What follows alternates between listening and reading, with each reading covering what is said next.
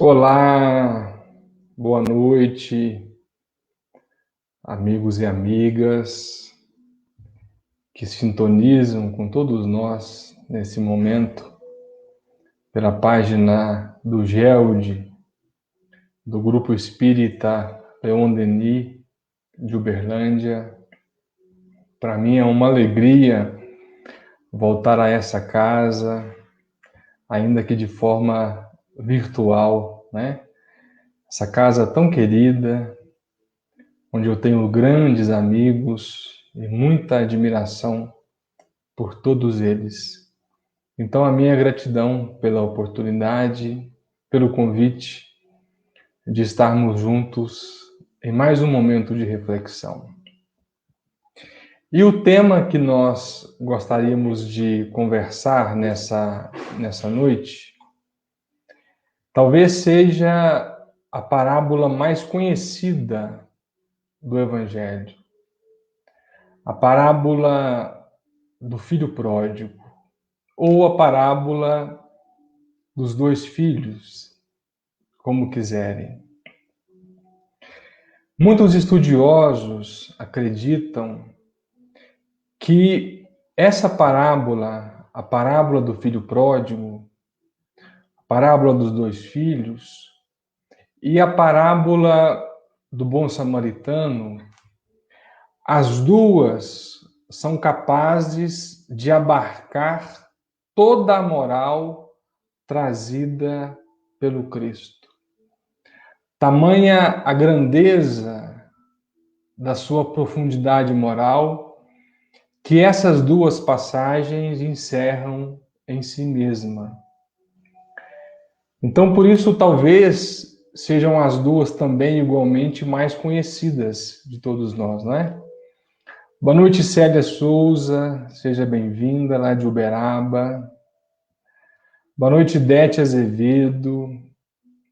Boa noite, Elisa Borges Storti, seja bem-vinda. Carol Dória, que bom que todos estamos juntos nesse bate-papo de hoje, né? Lembrando que é um bate-papo, é uma conversa. Então, vocês sintam-se à vontade para trazer as suas observações, fazer as suas colocações, eventualmente trazer alguma dúvida. Então, como nós dizíamos, muitos historiadores, muitos exegetas do Evangelho, acreditam que essa parábola, a parábola dos dois filhos, somada à parábola do bom samaritano, abarcam toda a moral ensinada por Jesus. Tem uma frase muito instigante de Padre Damiano, que está lá no livro Renúncia, que é um livro espetacular. Quem não leu, eu recomendo a leitura, recomendo o estudo da obra, porque é um livro que exalta o amor de um espírito chamado Alcione pelo seu marido, que deixou a constelação de Sírios e mergulhou aqui na terra para soerguê-lo do pó das suas dificuldades morais. E nesse livro, o seu mentor nesse livro, a pessoa que ditava as questões evangélicas para esse espírito chamado Alcione, era um padre chamado Padre Damiano, que depois, mais tarde, todos nós tomamos conhecimento de que se trata de uma das reencarnações de Emmanuel, o mentor de Chico Xavier.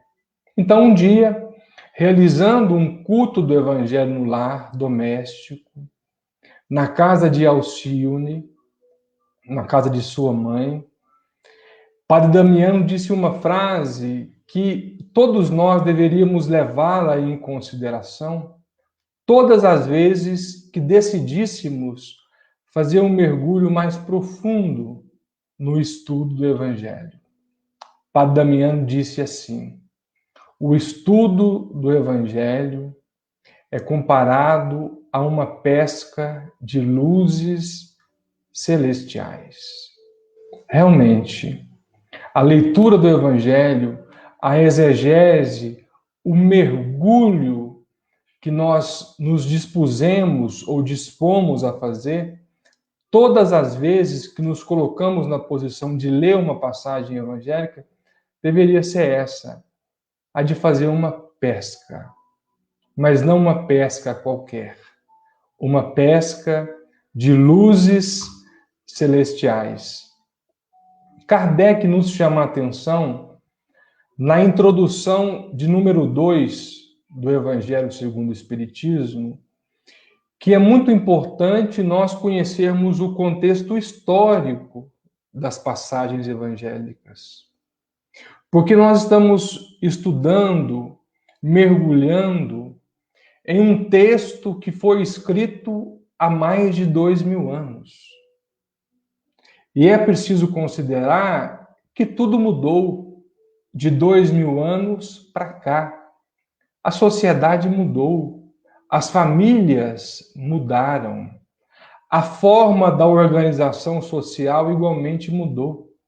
Naquela época, nós tínhamos uma família patriarcal, onde a primeira e a última palavra era sempre a do marido, a do homem da casa.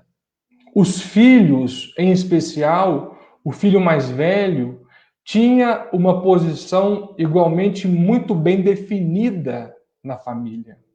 Quando o pai se ausentava, cabia ao filho mais velho responder por aquela casa. As mulheres, naquele momento, eram condenadas à marginalidade. As mulheres eram execradas da sociedade. A mulher não tinha voz. A mulher não poderia sequer tomar as suas refeições sentada à mesa com o seu marido. Por isso que é preciso entender o contexto histórico onde as passagens evangélicas se passaram. Agora, prestem muita atenção no que eu vou dizer agora. Nós precisamos de entender o contexto histórico para extrair o máximo de moral possível. Nós não podemos ficar presos apenas ao contexto histórico. Nós não podemos ficar presos apenas às tradições daquela época. Não. Nós temos que entender o contexto histórico para abstrair o máximo de moral possível. É esse o objetivo do entendimento do contexto histórico. E o interessante é que Leon Denis, no livro Depois da Morte, em um capítulo chamado O Cristianismo, o de número 6, ele vai dizer que os estudiosos e os intérpretes do Evangelho, com o tempo, amesquinharam-lhe a forma e corromperam-lhe o sentido. Então, nós temos dois problemas ao fazer uma interpretação, um mergulho no Evangelho. O primeiro é o desafio de entender esse contexto histórico. Um segundo desafio está na tradução. A tradução em que esse Evangelho foi escrito. Sabe por quê? Porque a Bíblia que você tem em mãos, ela não foi escrita em português, os originais. Jesus falava aramaico. Jesus falava aramaico. Gostou da camiseta, William? Boa noite. Estou fazendo merchan, viu? Merchan pro Gelde. Aliás, quem quiser a camiseta pode depois recorrer ao William, que toda a renda é destinada ao Gelde. Então, para a gente entender a importância ou o desafio que Leon Denis está dizendo no livro Depois da Morte, quando ele vai dizer que os tradutores amesquinharam a forma e corromperam-lhe o sentido, é porque Jesus falava aramaico. Os apóstolos registraram em hebraico. Aliás, eram poucos os discípulos, os apóstolos, que sabiam escrever. Dos 12, apenas Lucas,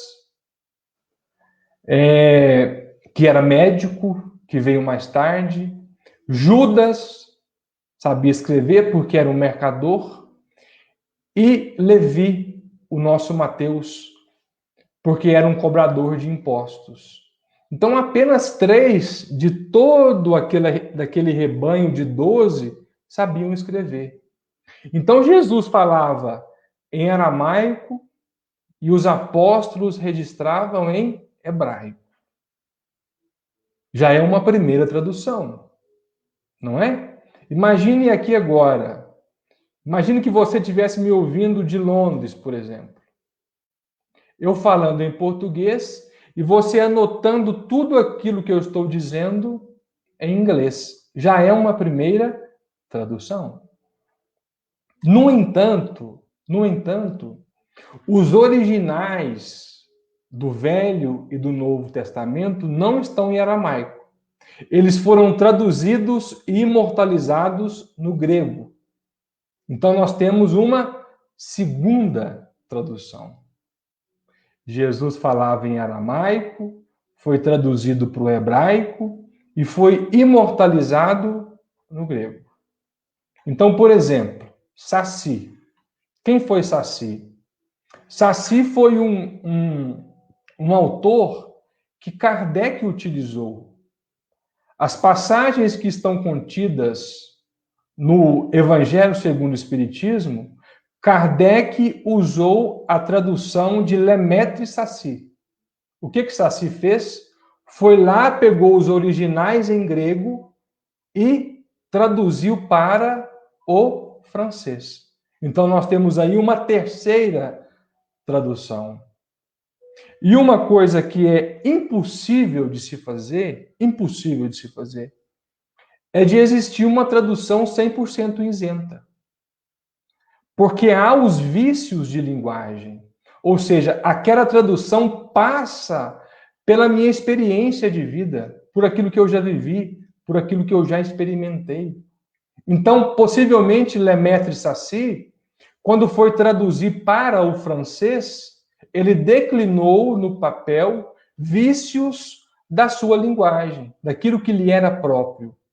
Assim como João Ferreira de Almeida. Sabe aquela série Fonte Viva, de Francisco Cândido Xavier, onde Emmanuel comenta versículo por versículo? Emmanuel usou a tradução de um pastor reformado chamado João Ferreira de Almeida. João Ferreira de Almeida pegou a tradução, os originais em grego, e traduziram para o português. Se você que está me ouvindo quiser traduzir construir uma Bíblia, você pode. Você estuda o grego, vai lá, busca os originais e faz a transcrição do grego para o português. Então, isso vai trazendo os vícios de linguagem, o que é natural. E aí Kardec chama a atenção para a importância do entendimento do contexto histórico. Porque do entendimento do contexto histórico é possível se abstrair eventuais vícios de linguagem, ou seja, a interpretação fica mais próxima da realidade. Nós temos, por exemplo, uma excelente tradução feita por Haroldo Dutra Dias, que é uma que eu também uso. Eu uso a do João Ferreira de Almeida e uso recorrentemente a tradução do Haroldo. Então vamos entender o contexto dessa parábola. Ela foi descrita por Lucas, no capítulo 15 do Evangelho de Lucas, dos versículos 11 aos versículos 32. No entanto, essa passagem, essa parábola, não começa no versículo 11. Ela começa no versículo 1. Olha só como é importante o entendimento histórico. Então, qual que é a sugestão da didática proposta por Kardec? Quando for estudar uma passagem evangélica, volte pelo menos alguns versículos para entender em que momento Jesus disse determinada frase, em que momento ou em que circunstâncias ele contou essa ou aquela outra história. Então, nós vamos encontrar lá em Lucas, a partir do versículo 1, Jesus em uma conversa com os pecadores e publicanos. Quem eram os publicanos? Os pecadores, todos nós sabemos, né?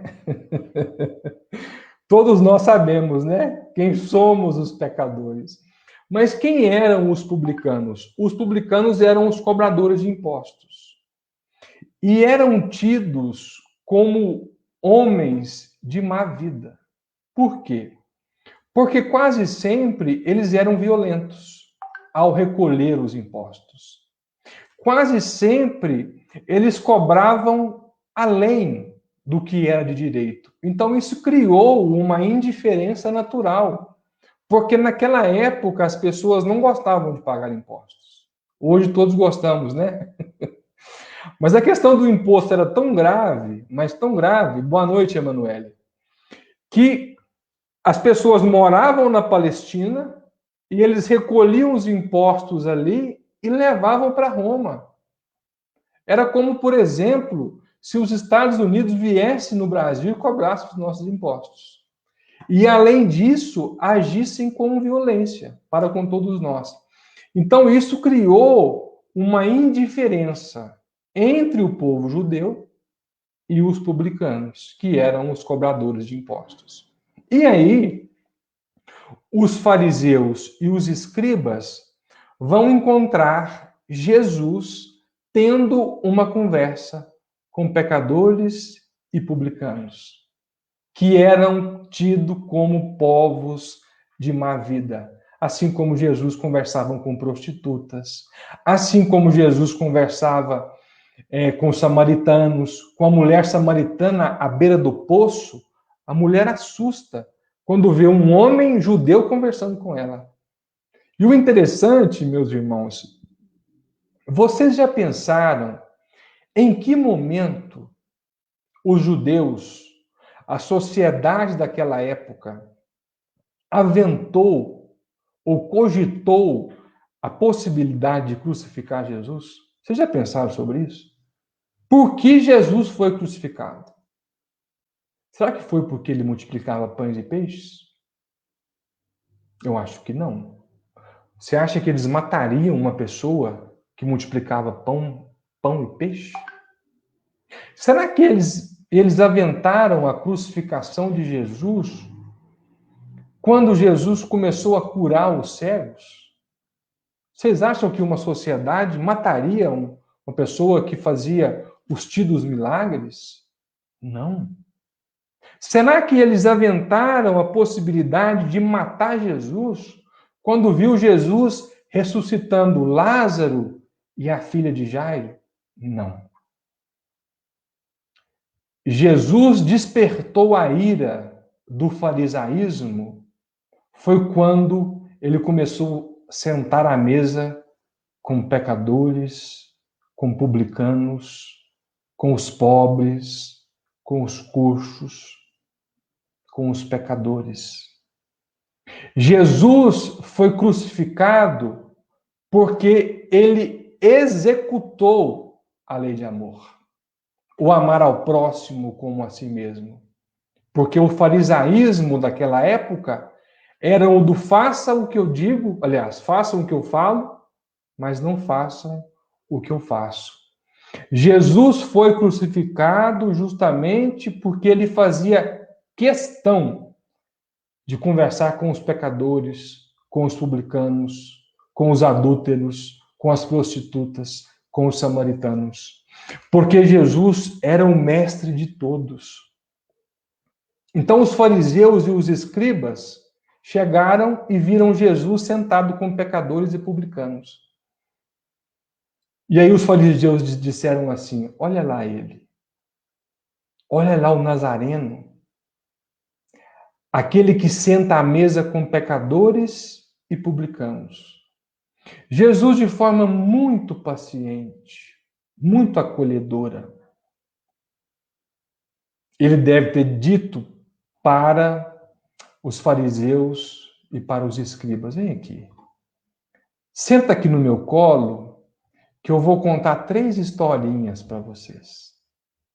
Jesus, então, conta a historinha da ovelha perdida, da dracma perdida e a parábola dos 2 filhos, ou a parábola do filho pródigo. Essa parábola, meus irmãos, em especial a parábola do filho pródigo, é a parábola que retrata o amor de Deus, a misericórdia de Deus sobre todos nós, os seus filhos. Quando alguém tiver alguma dificuldade para entender o tamanho do amor de Deus, leia essa parábola, porque essa parábola retrata o amor de Deus por todos nós, os seus filhos. No entanto, a nossa compreensão sobre Deus ainda é muito estreita. Por quê? Porque nós não temos sentidos para entender Jesus. Conforme está, aliás, para entender Deus. Conforme está na questão número 10 do Livro dos Espíritos. Quando Kardec pergunta assim: é dado ao homem compreender a natureza íntima de Deus? Os Espíritos respondem: não, vos falta um sentido. Ou seja, nós não temos sentido físicos para entender Deus. Mas o problema não é só a questão do sentido. O desafio que os Espíritos encontram para nos explicar o que é Deus é o mesmo desafio que nós encontraríamos de explicar para um cego de nascença o que é o arco-íris. Por mais que você se esforce, por mais que você use uma analogia, uma figura de linguagem, dificilmente ele vai conseguir elaborar o que é de fato um arco-íris, porque lhe falta sentido. Então os espíritos são categóricos, não lhe falta sentido. Mas o problema não é só do sentido. Na questão número 4, Kardec pergunta se poderíamos dizer que Deus é o infinito. Os espíritos respondem: é tomar um atributo pela causa. Pobreza de linguagem. Resposta incompleta. Em muitos momentos da codificação, os espíritos vão usar essa expressão, pobreza de linguagem. Ou seja, além de não termos sentido físico para entender Deus, nós temos um problema intelectual para entender Deus. Falta-nos palavras para que os espíritos possam descrever o que é Deus. Eu vou te dar um exemplo. Imagine que o seu filho de 3 anos, como o meu uma vez, quando ele tinha 3 anos, chegou para mim e disse assim: papai, o que é sexo? Na lata. O que é uma relação sexual? Ele perguntou para mim. Eu fiquei branco, eu fiquei vermelho. Como que eu ia responder para uma criança de 3 anos? O que é sexo? Como? E eu não estou dizendo que nós não devemos conversar. Devemos sim conversar. Porque hoje existe YouTube, viu, gente? E no YouTube tem um microfoninho. Quando meu filho tinha 2 para 3 anos, ele descobriu que se ele apertar o dedo lá e perguntar lá o que é sexo, o YouTube traz um videozinho explicando, viu? Então, se você não explicar quando ele perguntar, ele vai buscar no YouTube. E o YouTube ensina. Em áudio, vídeo, a cor, em alta definição. Então, é melhor responder às dúvidas dos nossos filhos para que eles não recorram ao YouTube. Como que eu explicar para ele o que é sexo? Por mais que eu me esforçasse para ser simples e pedagógico na minha resposta, ele jamais ia entender. Por quê? Porque ele estava começando a formar as primeiras frases. O vocabulário dele era muito restrito, muito acanhado. Entende? Então, o desafio que os espíritos encontram, o segundo desafio que eles encontram para nos explicar sobre o que é Deus, é o desafio que nós encontramos para explicar para uma criança de 3 anos o que é sexo. Não tem palavras no nosso vocabulário que permita aos espíritos descrever o que é Deus. Aliás, nós não temos nenhuma passagem evangélica falando sobre a natureza íntima de Deus. Nós não vamos encontrar. Nós vamos encontrar fala sobre os atributos de Deus, conforme vai dizer Leon Denis no mesmo livro Depois da Morte.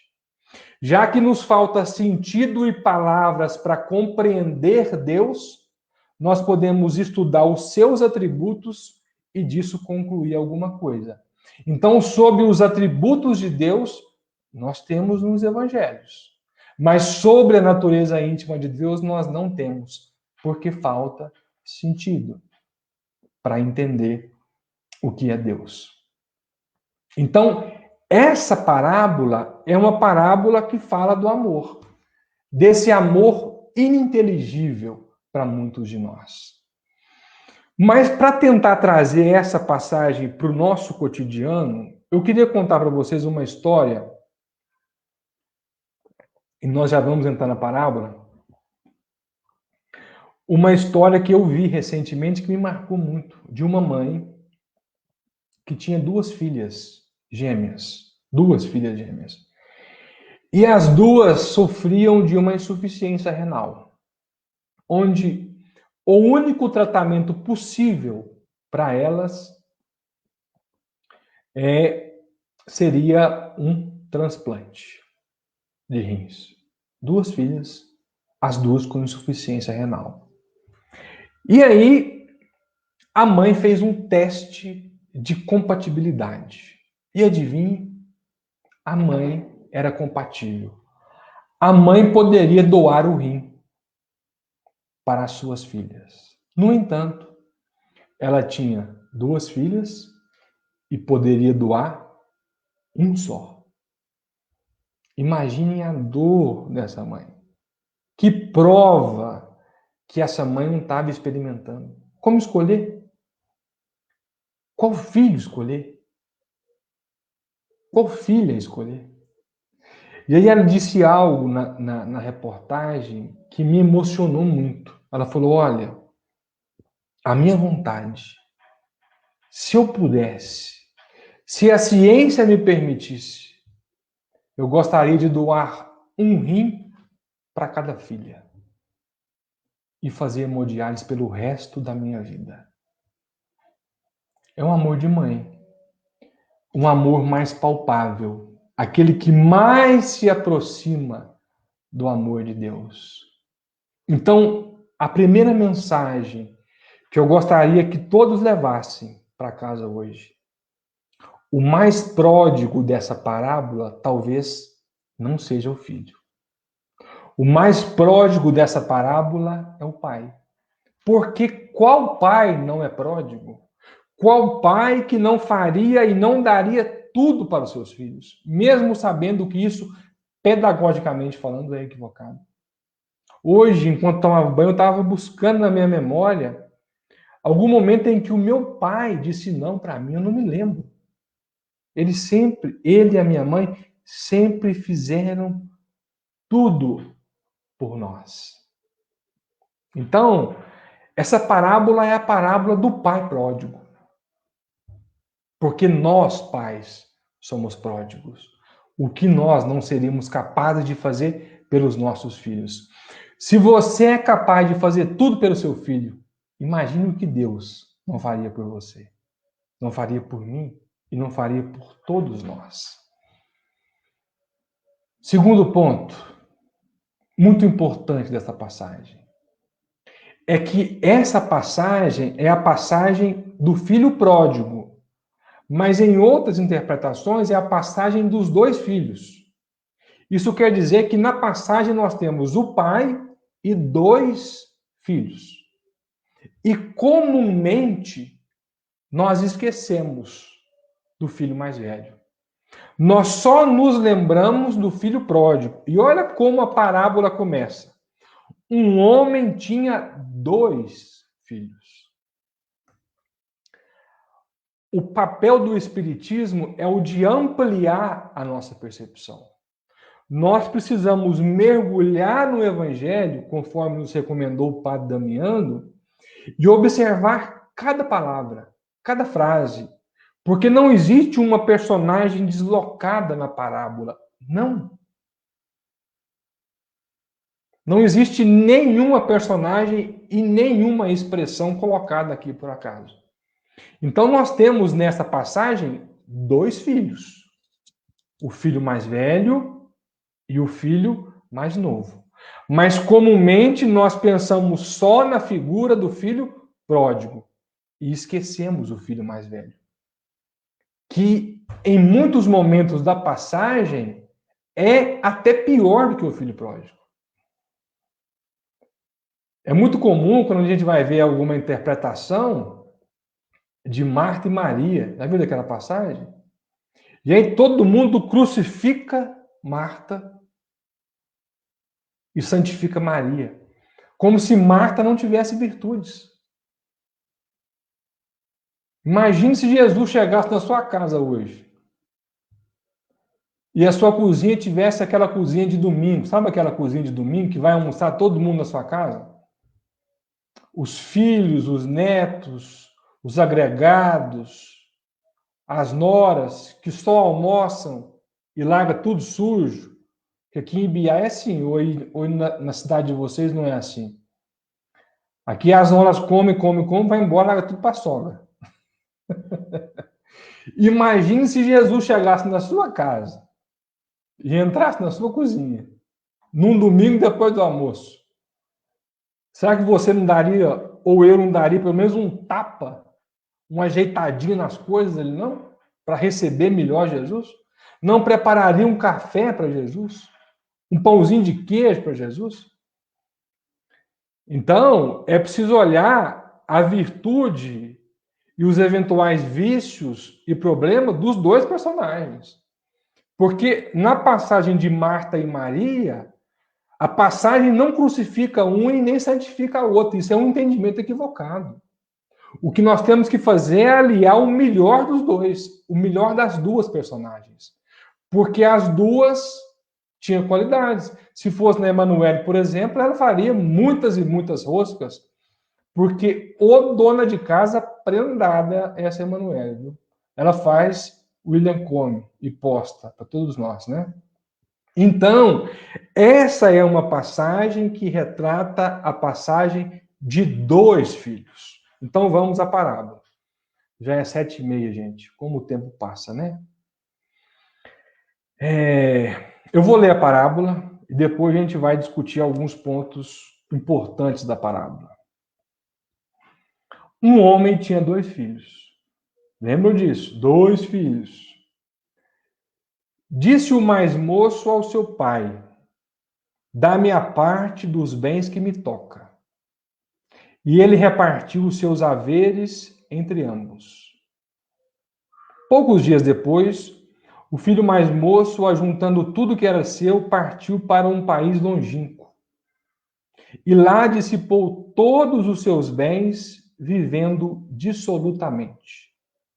Depois de ter consumido tudo, sobreveio àquele país uma grande fome, e ele começou a passar necessidades. Então foi encostar-se a um dos cidadãos daquele país, e este o mandou para os seus campos a guardar porcos. Ali desejava ele fartar-se das alfarrobas que os porcos comiam. Alfarrobas é um grão, uma erva. Mas ninguém lhe as dava. Caindo, porém, em si, disse: quantos jornaleiros de meu pai têm pão com fartura e eu aqui morrendo de fome? Levantar-me-ei, irei a meu pai e dir-lhe-ei: Pai, pequei contra o céu e diante de ti, já não sou digno de ser chamado teu filho. Trata-me, pois, como um dos teus jornaleiros. E levantando-se, foi ao seu pai. Estando ele ainda longe, seu pai viu-o e teve compaixão dele. Olha só. E correndo, o abraçou e o beijou. Disse-lhe o filho: Pai, pequei contra o céu e diante de ti. Já não sou digno de ser chamado teu filho. O pai, porém, disse aos seus servos: Trazei depressa a melhor roupa e vestilha. E pondo-lhe o anel no dedo e sandálias nos pés, trazei também um novilho cevado, matai-o, comamos e regozijemo-nos. Porque esse meu filho era morto e reviveu, estava perdido e se achou. E começaram a regozijar-se. Prestem atenção agora. Ora, o seu filho mais velho estava no campo. E quando voltou e foi chegando à casa, ouviu a música e a dança. E chamando os criados, perguntou-lhes o que era aquilo.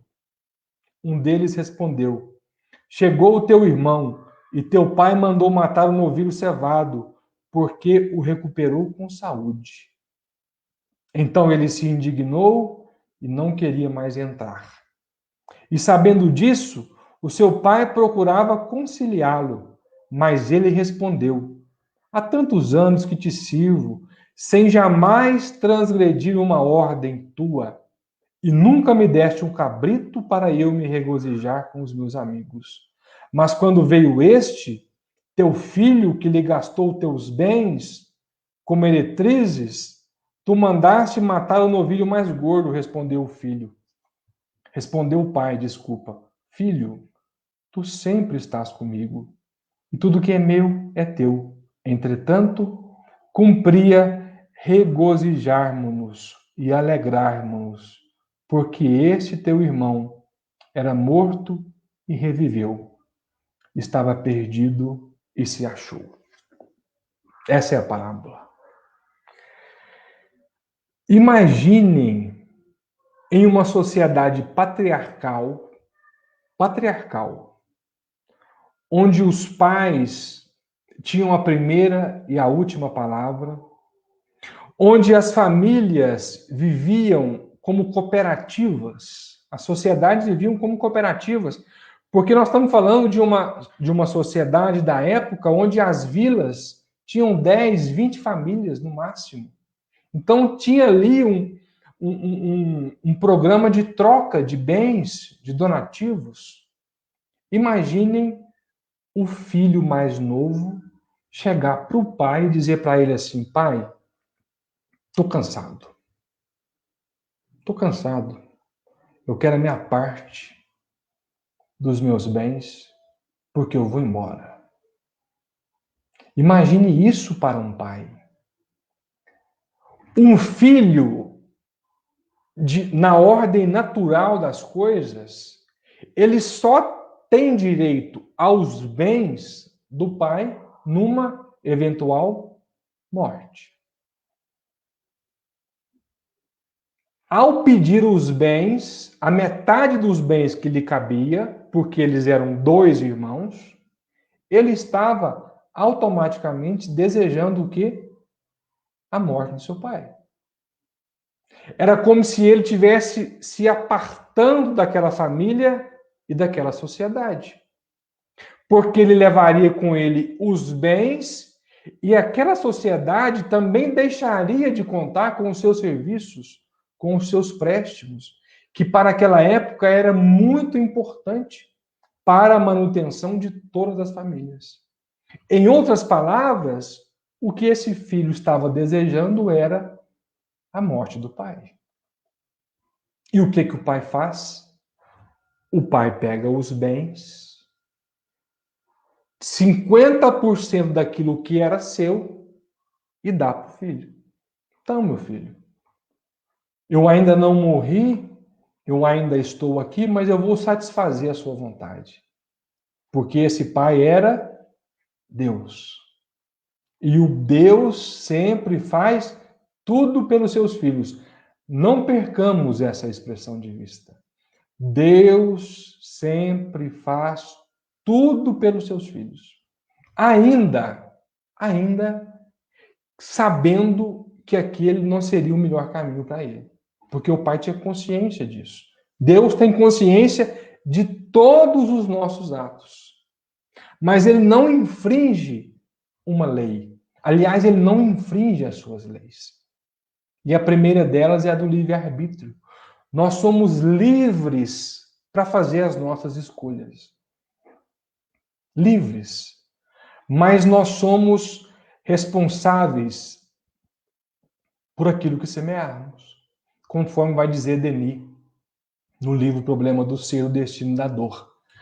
O destino é uma teia que nós vamos tecendo dia após dia. Não existe destino pré-fixado. Isso não existe, viu, gente?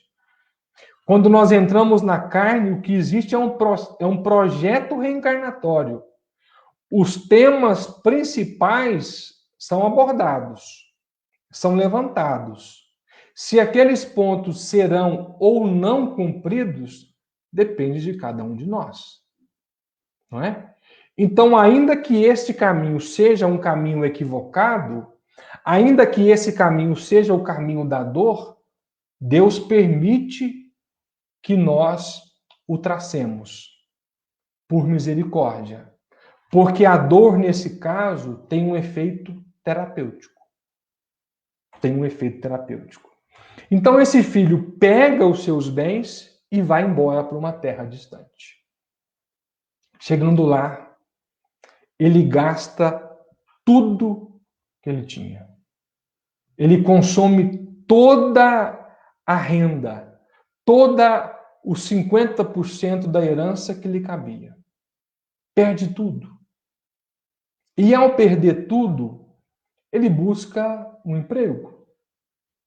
Ele busca um emprego. E ao buscar esse emprego, esse senhor arruma para ele um trabalho para alimentar os porcos. E ele vai alimentar os porcos. E sentindo fome, ele come a comida dos porcos. Sabe o que é isso, meus irmãos? É o fundo do poço. Sabe quando a corda estica, estica, estica, estica, estica, estica? Ele estava literalmente no fundo do poço. E sabe por que existe o fundo do poço? Sabe por que existe a dor? Sabe por que existe o mal? Para que nós nos lembremos de Deus. A pessoa pode se dizer alheia à presença de Deus.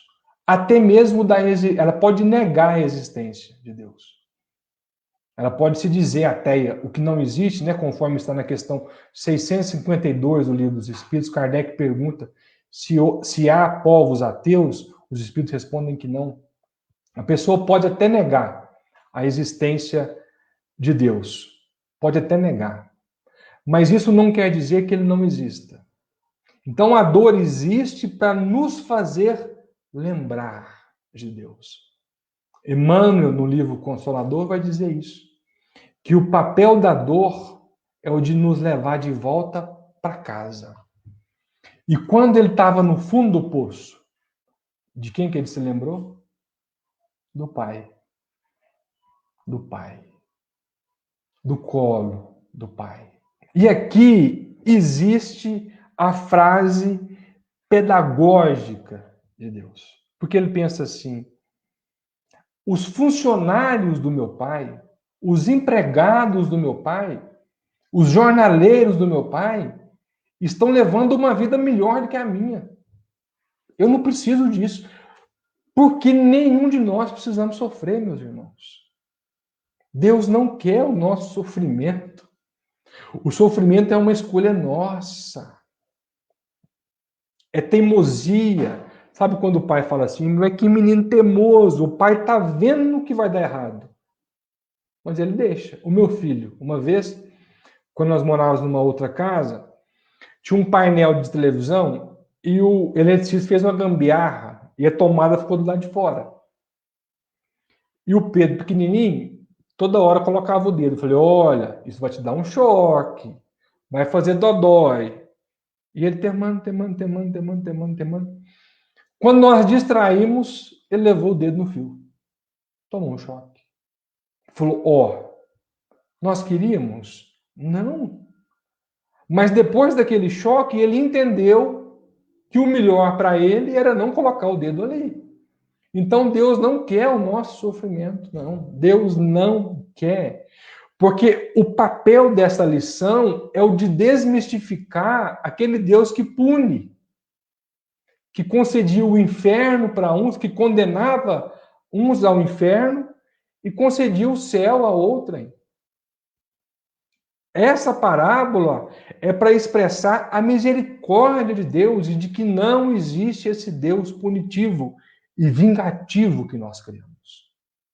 Capítulo 2 da Gênesis, Kardec vai dizer assim: é por acreditar nesse Deus antropomórfico, que é um Deus humanizado, né? Que a humanidade está como está. Deus não quer o nosso sofrimento, mas ele deixa. Ele deixa como escolha nossa. Porque quando não aguentarmos mais aquele sofrimento, nós vamos querer voltar para casa. E aí, olha o que Jesus diz. Caindo, porém, em si. O que é esse caindo em si? É quando a ficha cai. É quando você aprende a lição. Não é para isso. A pessoa fala assim, eu tive que passar por tudo isso para aprender a lição. Existiam outros caminhos? Existiam outros caminhos. Olha essa pandemia. Questão 737 do Livro dos Espíritos. Existiam outros caminhos? Existiam. E Deus emprega todos os dias, noutros meios. Acontece que em algum momento é preciso ferir o nosso orgulho. Esse filho pródigo estava com o orgulho ferido, se alimentando com os porcos. Às vezes é preciso descer ao fundo do poço para se elevar aos céus. E para se lembrar que para a misericórdia de Deus nós não precisaríamos estar ali.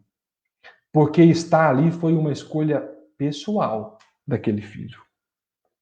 E aí ele levantou, olha só. Levantar-me-ei e irei ao meu pai. Olha o movimento de fazer a nossa parte. Isso é muito importante também, viu, gente? Fazer a nossa parte. Eu dizia isso hoje com um amigo. As pessoas nesse momento estão buscando muito passe. Ah, vai na minha casa dar passe. Nós estamos, né, o pessoal tem atendido muito as pessoas. No entanto, isso não basta. Isso não basta. É importante? É importante, mas não basta. É indispensável levantar. Levantar-me-ei e irei até o meu pai. E olha só, imagina o seu filho chega para você e fala assim, papai, eu vou embora, não quero mais você. E depois resolve voltar. Uma das cenas que mais me comove quando eu vejo nos noticiários é vendo as mães visitando os filhos nas penitenciárias. Não desistem. A alegria delas de visitar os filhos naquela condição, de vencer, passar por aquelas humilhações e ainda assim ir até eles. E aí, quando esse pai avista aquele filho, ainda longe, teve compaixão dele, saiu correndo e o abraçou. Porque qual pai que não abraçaria um filho depois de muito tempo sem vê-lo? Tendo consciência do seu sofrimento e das suas dores. E aí o pai então ordena aos seus servos: trazei depressa a melhor roupa e vesti-lhe, e pondo-lhe o anel no dedo e sandália nos pés. Isso aqui é muito significativo, sabe por quê? Porque ao ir embora daquela vila, ele estava se desprendendo não só da família, mas daquela sociedade onde ele estava inserido. Ele estava abandonando o pai, a mãe, o irmão e a sociedade. Ele abriu mão de tudo e foi embora. E quando seu pai manda que buscasse a melhor roupa para ele, buscasse as sandálias e os anéis, era como se aquele pai dissesse assim: meu filho, você, ainda que tenha ido embora, você nunca deixou de ser o meu filho. E as sandálias e os anéis só usavam os da família. Sabe por quê? Porque por mais perdido que estivermos, por mais perdido que tivermos, nenhum de nós deixamos de ser ovelhas. É por isso que Jesus contou as três palavras, as três historinhas. A da ovelha perdida, da dracma perdida e a dos dois filhos. Porque nós temos aqui, no primeiro momento, um filho perdido, né? O filho pródigo. No entanto, o seu pai manda matar um novilho. Gente, um novilho dava para a vila inteira comer. Dava para a vila inteira comer. Ou seja, o pai queria mostrar que ele estava de volta não só para casa, como para aquela vila inteira. E que ele nunca deixou de fazer parte daquela sociedade. No entanto, faltava o filho mais velho.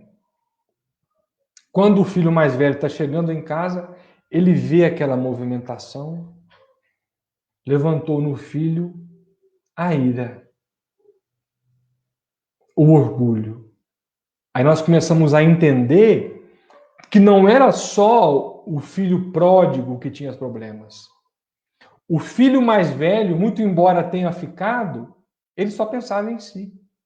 Porque ele vai dizer aqui na parábola: eu sempre estive com você, meu pai, e você nunca me deu uma ovelha para me celebrar com os meus amigos. Ou seja, ele valorizava muito mais os amigos do que a própria família. Ou seja, essa parábola é uma parábola que conta a história de dois filhos que estavam perdidos. Um filho que se perdeu fora de casa e um filho que estava perdido dentro de casa.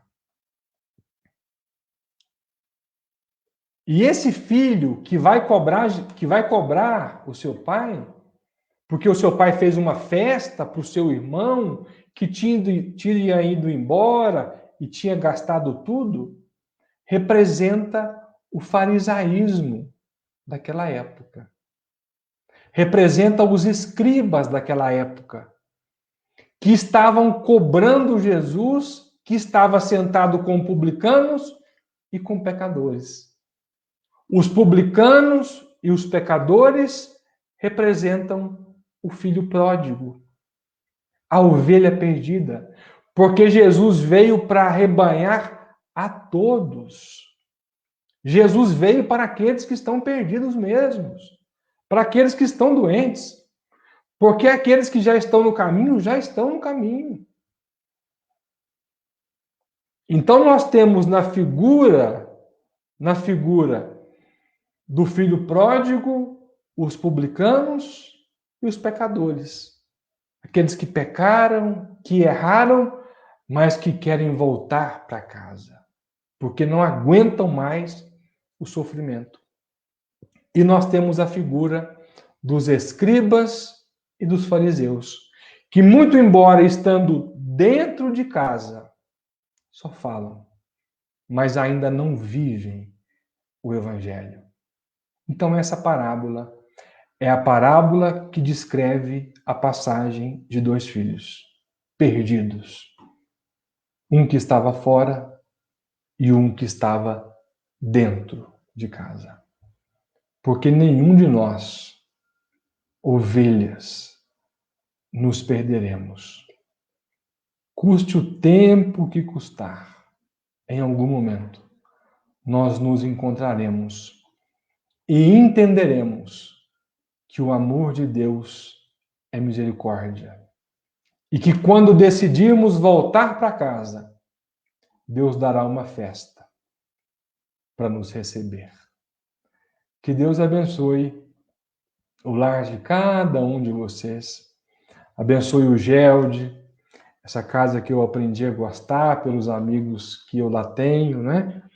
Obrigado pela oportunidade, pelo carinho de todos. Vou mostrar a camiseta, olha só. Essa camiseta é feita pelo grupo Espírita Leon Denis, que faz feira do livro, faz camiseta e destina a renda para a construção da sede própria, que nesse momento está paralisada, né, pela pandemia, mas nós esperamos nos reencontrar em breve na sede própria do Gelde aí em Uberlândia. Obrigado pela atenção de todos, que Deus abençoe o seu lar, abençoe a sua família e que Jesus esteja com você. Muita paz a todos. Um grande beijo. Até a próxima.